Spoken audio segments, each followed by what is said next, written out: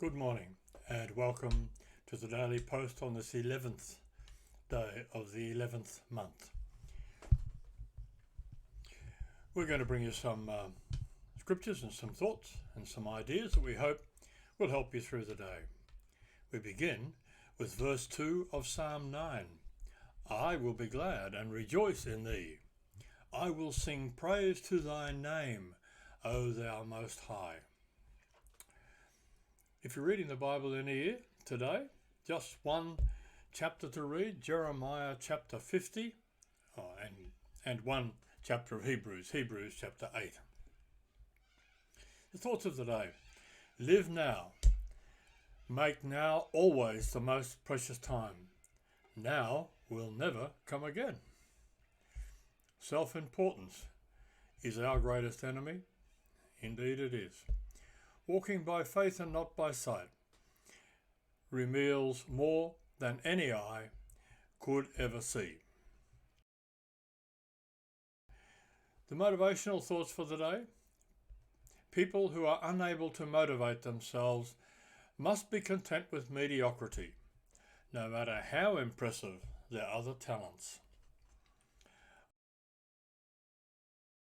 On this day in 1851, Alvan Clark patented the telescope. In 1880 on this day, Australian bushranger and outlaw Ned Kelly was hanged at Melbourne jail. His last words, "C'est la vie," such is life. In 1918, on this day, World War I ended. And in 1919, Britain announced a 2-minute silence to remember those who died in World War I at the 11th hour of the 11th day of the 11th month, which was the time when the Armistice Agreement was signed. 1925, on this day, American scientist Robert A. Millikan announces the discovery of cosmic rays. 1952, in California, the American inventors John Mullen and Wayne Johnson demonstrate the world's first video recorder. On this day in 1988, the oldest known insect fossils, said to be 390 million years old, were reported in the Science magazine. And in 2019 on this day, an Arctic blast brought record low temperatures for November to the US Midwest, including Kansas, Wisconsin, Michigan, and Illinois. The personal story of the day is entitled Pressured to Learn. Bristlecone pines are the world's oldest living trees. Several are estimated to be 3,000 to 4,000 years old. In 1957, scientist Edward Schulman found one he named Methuselah. This ancient gnarled pine is nearly 5,000 years old. It was an old tree when the Egyptians were building the pyramids. Bristlecones grow atop the mountains of the western United States at elevations of 10 to 11,000 feet. They've been able to survive some of the harshest living conditions on Earth: Arctic temperatures, fierce winds, thin air, and little rainfall. Their brutal environment is actually one of the reasons they've survived for millennia. Hardship has produced extraordinary strength and staying power. Paul taught that, quote, tribulation produces character, in Romans chapter 5 and verses 3 and 4. Adversity is part of the process that God uses to produce good results in our lives. Trouble, if it turns us to the Lord, could actually be the best thing for us. It leaves us wholly dependent on Him. So we should pray not just for relief from our affliction, but for the grace to turn it into a greater blessing by teaching us to trust more and more in Him. Then we can be strong in calamity and at peace in our current circumstances. A truly wise person will learn from the hardship that others have overcome. The devotional thoughts of the day, the first, the reason to remain. And the scripture is from Hebrews chapter 10, verse 23, with further references from Hebrews chapter 10, 19 to 39. Let us hold fast to the profession of our faith without wavering, for he is faithful that promised. If a salesman came to your door and tried to sell you a very prettily wrapped box, you would probably want to know what was inside the box before you bought it. I certainly would. You would also want to know the benefit of the product in the box. You already know that pretty packaging isn't worth much without quality contents. Our verses in Hebrews today give us the contents, the benefits of exactly why Jesus' superiority is important for us. The author has used a good bit of his letter to explain how Jesus is a high priest superior to those of the Old Covenant in every respect. His arguments began all the way back in Hebrews chapter 4 and verse 14. He has shown us that Jesus sympathizes with our weaknesses and that he is part of a superior priestly order. We have read that he is a priest of a better covenant. We now know he serves in a better tabernacle and that he offers a superior sacrifice. But why is all of this so important? Every part of this argument ought to encourage us, stick with the Lord. Since we have such a great high priest who has accomplished so much on our behalf, we should never turn away from him. Why would we risk judgment from the living God, as we read in 10 verse 31, when we can, through Christ, serve him instead, as we read in 9 verse 14?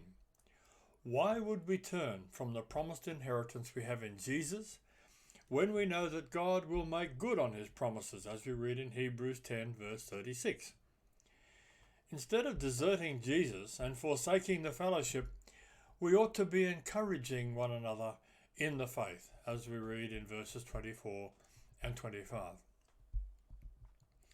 It's important to remember that Jesus knows the temptations we face. He knows we will face trials and temptations that threaten to turn our faith away from him. Hebrews was written to call us back to Christ.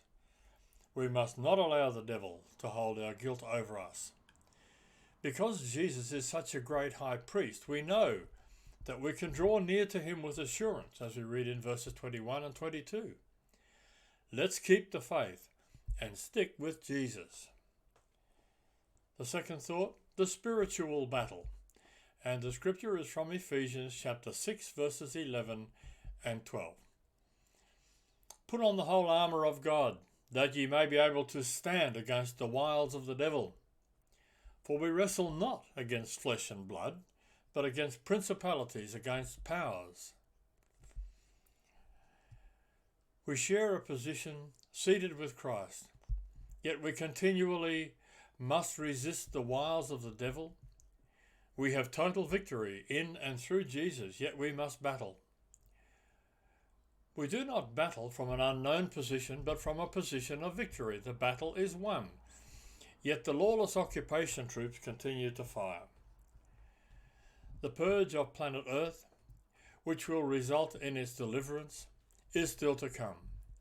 In all this, it is important to focus on Christ. He has the total victory, and he has everything under control. Yet we must put on our armour. Without the armour, we are vulnerable to the arrows of the enemy. The armour provides protection. Regardless of how patriotic and willing to defend his country a soldier is, without armour, weapons and protection, he becomes an easy target. It is the same way in the spirit world. Even if we are totally committed to Jesus Christ, we must obey the command to put on the whole armour of God in order to resist the enemy's fire. Some people dislike using military terminology to describe a Christian life. But such terminology is prevalent in the Bible and used by Jesus himself. A cosmic, spiritual battle for dominion in this world is continually being fought. And we know that in the end, Jesus will be the victor. Nonetheless, we must not sit idly twiddling our thumbs awaiting this victory. Paul strongly encourages us to use all our weapons to resist the devil. To Timothy, Paul said, quote from 2 Timothy chapter 2 and verse 3, "Endure hardship as a good soldier of Jesus Christ." Unquote. Amen to that.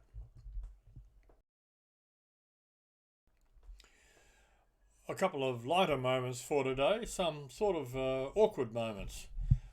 There's that awkward moment when you're trapped in the corner of a shower because the cold water is still cold. That awkward moment when the weirdest kid in school is in a relationship and you're still single. The awkward moment when you mistakenly thought that the stranger across the room was trying to get your attention and you pointed to yourself and mouthed. The awkward moment when you've already said what 3 times and still have no idea what the person said, so you just agree. I used to smoke pot before class. I used to walk in 10 minutes late with a lame excuse, slink down at my desk and hope that nobody ever asked me any questions. Class thought I was the best teacher ever. Facts of the day. The 1966 World Cup soccer tournament, which England won on home soil, was the last time a ball was used that didn't have advertising slogans on it. Many parts of a tree can die without killing the whole tree. In fact, much of a normal healthy tree is dead, the wood in the centre, for example. The closing thought, Lord, grant me the wisdom to enjoy what I have. Thank you for joining us on this Armistice Day. We hope that the thoughts and ideas will have uplifted you during the day. We hope that you have a blessed day. We hope that you will join us tomorrow morning. Bye for now.